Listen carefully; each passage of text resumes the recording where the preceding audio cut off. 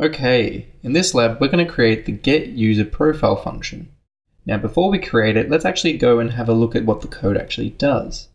So go back into your Finder and go to the serverless workshop home directory. Click on Lab 3, Lambda, and then User Profile. We're going to open the index.js function here in our code editor. Now, at a very high level, what this code does is it will take in some information in the form of tokens after it's been authorized, and it'll actually use the auth0 package to go and get information about that user. Okay, so we're going to go through this code line by line and to see what the actual code does. The first thing that we do is we actually pull in a package called request promise, and that allows us to make HTTP requests from our Lambda code. Next, we'll look at this handler function here, and this is the entry point for our Lambda function. So it accepts an event, a context, and a callback. We're currently just printing out the event, and then we're grabbing some event parameters. The first thing that we do is we grab the ID token, which can be found in the request header named authorization. Next, we grab the access token as part of the query string parameter called access token. Because we're making a GET request to this method, we'll be using query strings to pass any extra parameters across.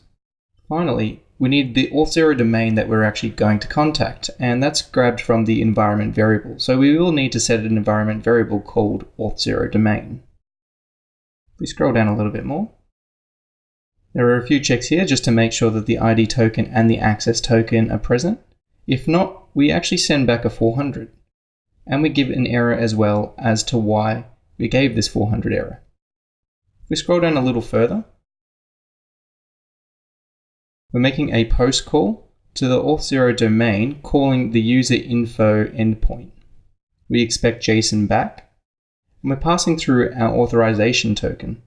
This section here actually uses the request promise library, passing in our options, and we're using promises to make the call. If it's successful, we'll return the body, and if not, we're just returning another 400 with the error and the response. Now, if we look at this generate response function here, if we scroll up a little bit further, we're passing through a status and a message. So the status code is what we're going to be returned as the status code for the request, and we're just returning a stringified message as to what we're returning from our call. The headers here, the access control allow origin all, allows us to make requests to this Lambda function from a different domain than the one that the website's hosted on.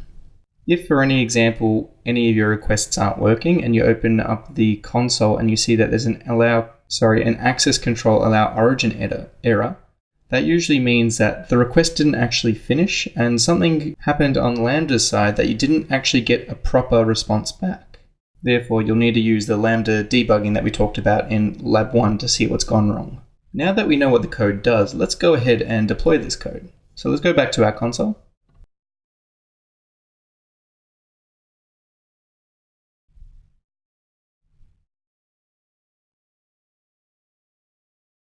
Let's go to Services, then Lambda under Compute. We can see our transcoded video functions already there, so let's create another function. Author from scratch, and give it a name. Call it getUserProfile. Leave the runtime as Node.js 6.10. Leave the choose existing role selected, and in the existing role selection, select our previous role. Click on Create Function, and you should be brought to this page. Scroll down a little bit further until you get to the function code. And we're going to change this to Edit Code Inline to upload a .zip file.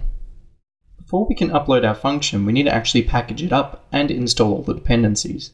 So open a terminal in the Lab 3 directory in the User Profile folder.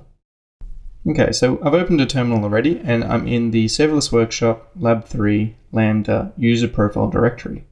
The first thing that we need to do is install all our dependencies for this function. So just type npm install, and that command can be run on all systems. The next step you can only use on a Mac or Linux machine. If you're on Windows, zip up the files like we showed you in Lab 1. So now we're just going to run npm run pre-deploy. And that should zip everything there. So if we clear the screen and do an ls, we should see that we've got a lambda-deployment.zip file here, as well as a node modules directory here showing that all our dependencies have been installed. Now let's go back to the console. Let's click on the upload button here.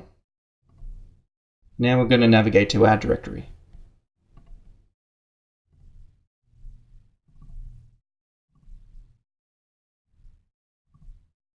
Before we upload this function, we need to set the environment variable that we saw before, the auth0 domain.